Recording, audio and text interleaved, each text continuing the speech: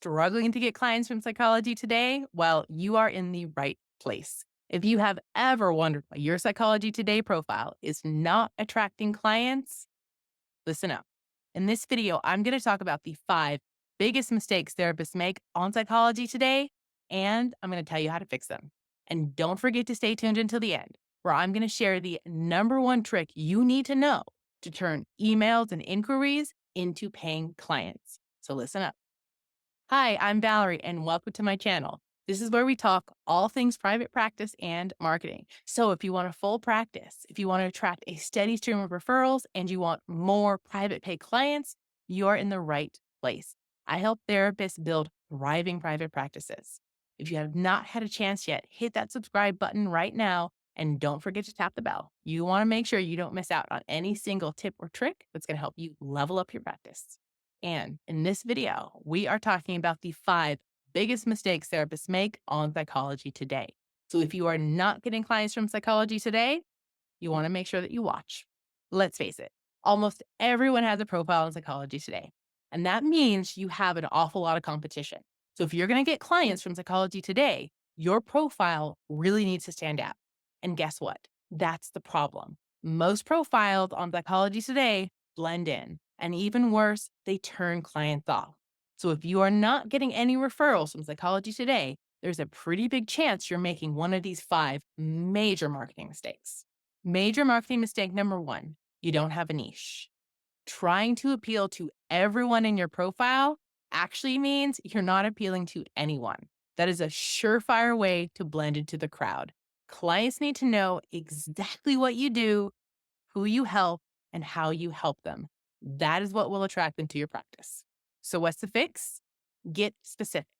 Get specific about your specialty, get specific about who you serve, and get specific about how you help.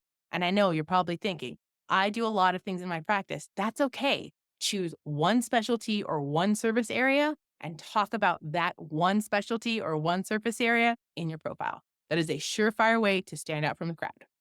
Major profile mistake number 2, your profile is boring. I'm sorry, I'm going to give you some tough love, but most profiles on Psychology Today, oh, yawn. They are super boring. I want you to think about the first line in your profile statement. What do you say?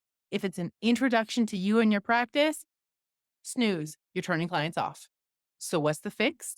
Begin your profile with a clear and compelling hook that speaks directly to your ideal client. And it needs to talk about either their struggles, what they're going through, or the transformation they're looking to find in therapy. When you start with a clear and compelling hook, it draws people in and it makes them want to read the rest of your profile. Major profile mistake number 3, it is cold. Your profile should feel warm and inviting, not clinical and cold. If it is full of clinical terms and jargon, you're going to send clients away. So, what's the fix? Be human. Be human in your profile. Use conversational language and empathize with your client. Avoid all the clinical language, avoid all the clinical jargon, and just talk like a real person because that is what clients want to connect to, real people. Major profile mistake number 4, your profile leaves clients feeling really hopeless. Now, let me tell you what I mean by that. So many profiles on Psychology Today focus on pain, they focus on struggle, they focus on symptoms. Very few actually focus on hope. Clients want to know what life could look like after working with you. So, what's the fix? Include a very clear statement about the transformation clients can expect by working with you. Now, I don't want you to make any false promises, but it's really important to remind clients that hope is possible, that change is possible, and that therapy can actually help. Talk about that and paint a very clear picture about what life looks like on the other side. Major profile mistake number 5, you do not have a clear call to action. So many profiles leave clients wondering, what now? What do I do next? What are my next steps? Don't do that. So, what's the fix? Include a clear and direct call to action in your last paragraph, telling clients exactly what they need to do to work with you. So, hop on your profile, fix those 5 mistakes, and sit back and get ready for the phone to start ringing. But here's the real trick. And this is the one that I promised you that I would share. If you want to turn those phone calls and those inquiries into real clients, you need to respond quickly. That's right. This is the real trick to turning calls and emails from Psychology Today into clients. This is a numbers game. Most clients who are on Psychology Today reach out to multiple therapists. They kind of use it like a phone book. So the faster you reply, the more likely you are to book that client. So just remember, if someone contacts you from Psychology Today, it is your job to respond to them fast.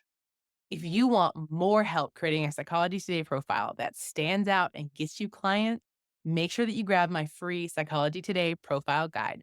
The link is in the description. This step-by-step guide is going to walk you through everything you need to know to create an awesome, standout Psychology Today profile that gets you booked. Thanks for tuning into my video on the 5 biggest mistakes therapists make on their Psychology Today profile. If you found this video helpful, like, subscribe, and don't forget to tap that bell so you don't miss a single tip or trick to level up your practice. Happy marketing, y'all. Talk to you soon.